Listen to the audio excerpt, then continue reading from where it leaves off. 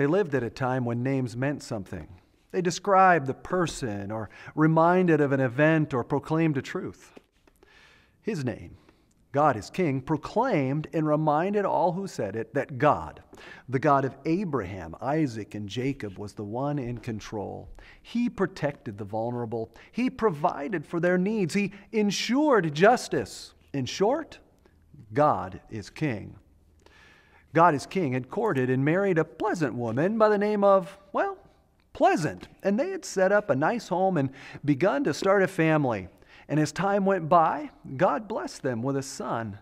But it appears that this son did not have a strong constitution because they named him Sick. But Sick wasn't the only son to enter into this home, because not too many years later they had another son. And this one appears to have had a melancholy or worried disposition, one prone to brooding or fretting over things in life. So God is King and Pleasant named this son Depressed. And then a famine entered the land, and 1 year of famine led to another, and the going really got tough. And God as King began to look for a place where the rains were more predictable and life was more secure. And his thoughts began to turn to reports he'd heard of another land, another country, another place where the rains were plentiful, but he was concerned because God wasn't king of that land. No doubt God as King had his worries about moving to a country where God was not worshipped, but he managed to put them aside and convince himself and Pleasant that leaving the land God had promised was the right move. And they packed up Sick and Depressed and made the move.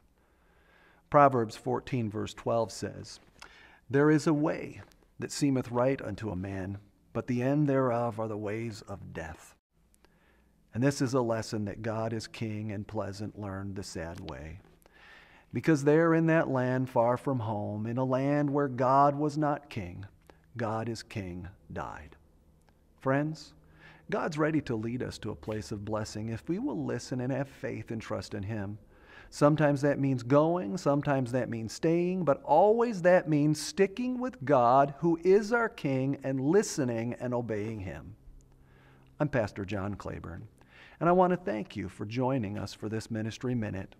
And now I invite you to take the next step and come and share a service with us at the Danbury Bethel Seventh-day Adventist Church. It's not hard to find us. Just follow Route 53 south from Danbury, Connecticut until you come to 67 Turkey Plain Road, Bethel, Connecticut. Our services are every Saturday morning beginning at 9:30 a.m. for our Bible classes and at 11 a.m. for the divine service. We would love for you to be our guest this Sabbath. But now some of you might be thinking, wait a minute, this is kind of a strange story, Pastor John. Where did you get it from? Well, it's in the Bible.